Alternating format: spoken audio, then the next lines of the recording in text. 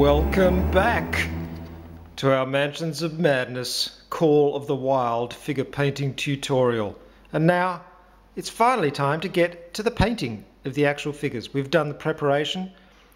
Our figures are beautifully mounted, undercoated and ready to be brought to life. So I always tend to start with the flesh tones of the figures.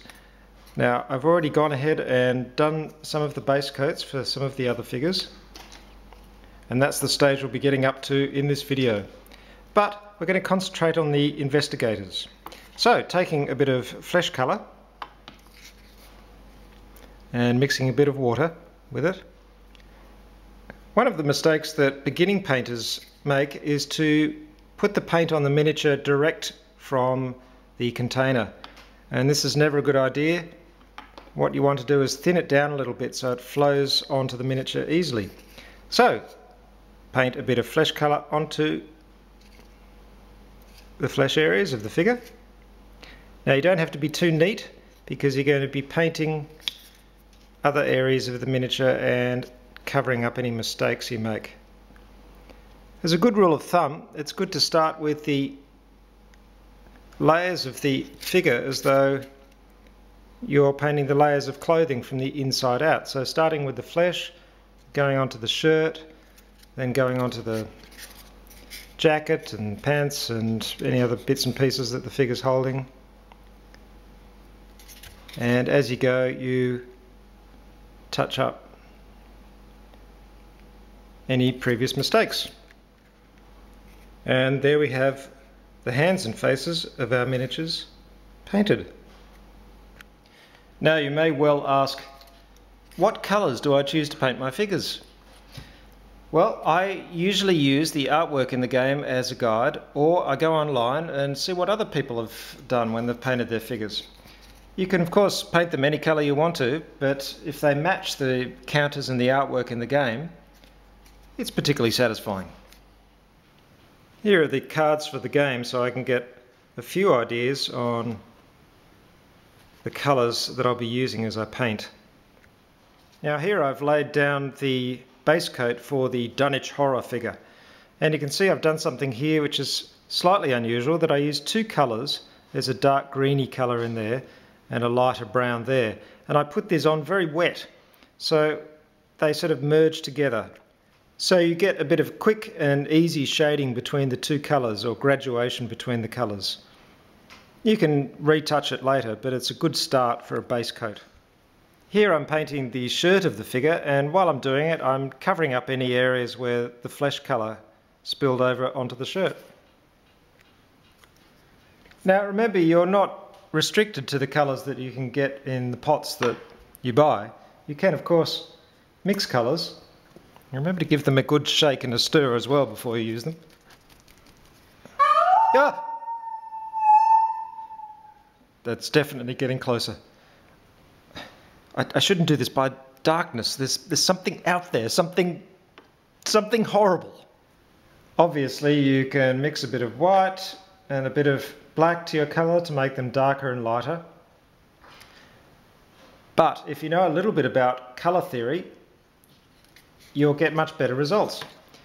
For example, if you want a brighter green, don't add white, add yellow. If you want a darker green, add blue, a dark blue instead of black.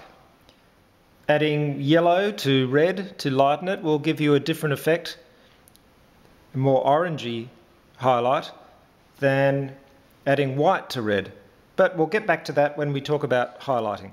You might notice that I've arranged my paint rack in a rough spectrum of colour. You can see I'm starting up here with the inks, going through to browns, blues, greens, yellows, reds, metallics. It's very rough, but it gives me a good idea of where paints are, so I can just reach for them and grab the one I want quickly. If they're all in different positions on the rack, it's very difficult to remember where my paints are. Another quick tip for faster painting is to use the colour that you have on your brush as much as possible.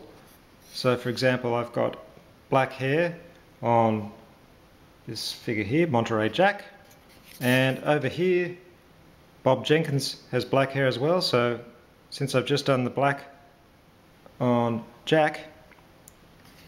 I've just done the black on Jack. I'm now doing the black on Bob. Do do do do do. Right, that's quite enough singing for one tutorial video. Here I am painting Bob's very nice grey flannel suit. And you can see I'm keeping the paint nice and thin so it flows easily over the figure. You don't want gluggy paint on your figure. There's nothing worse that blocks out all the detail and it ruins the look you're going for.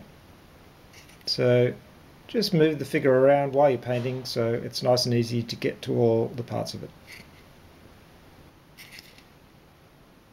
You can see what a rough job I've done of the jacket that this character's wearing, but it doesn't matter because I'm painting this skirt quite a dark colour, so I'm going over those areas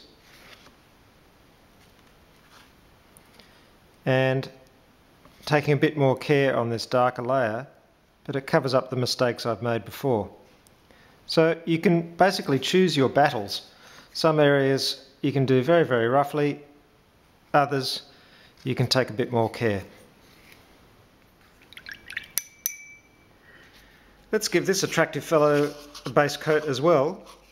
Now I've seen these in purple, I've seen them in green, but after a little bit of research on the net I've discovered that they were supposed to be pitch black. So I don't want him to be pitch black, but I'll make him sort of a grey, greeny black.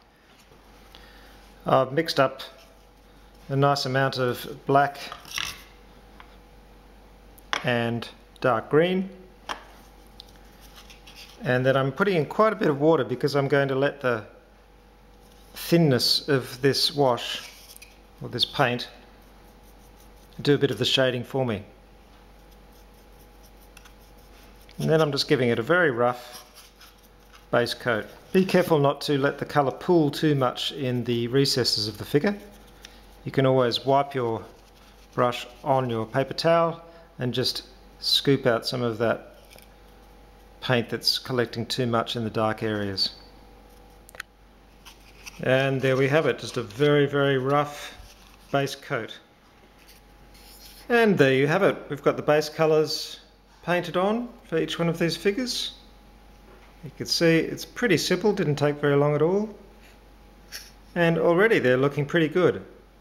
Now in the old days I'd have to go to all kinds of trouble blacklining these figures, which would be manually putting in the dark shadows where the different parts of the clothing meet. Now thank goodness we don't have to do that kind of thing anymore because we have the wonder of washes, things like Devlin Mud and Griffin Sepia. Okay, it's now time to do one of my favourite phases, and that is the wash phase. Ah, the washing phase. It's wonderful. It has such great results and it's so easy to do. On flesh tones, reds, yellows, lighter colours, use something like Griffin Sepia, or as it's now called, Seraphim Sepia. On all your other colours, pretty much, you can use Devlin Mud, or as it's now called, Agrax Earthshade. Phew! Washing has fantastic results because you just slap it on and it goes into the recesses of the figure and makes it look more three-dimensional, and it shades the colours, blends it all together. You just get a great result, and it's so easy to do. And there we have it. You can see that even with just a base coat and a wash, the figures are looking as good as pre-painted figures. But we can go one better than that. And that's what we'll be talking about in the next video, which is highlighting. And that'll really make your figures pop. Now, thanks very much for subscribing, and I look forward to bringing you the next video in this series when we finish off these figures and we start playing with them. Luckily, I haven't heard that horrible howling sound recently. Oh no, oh, no.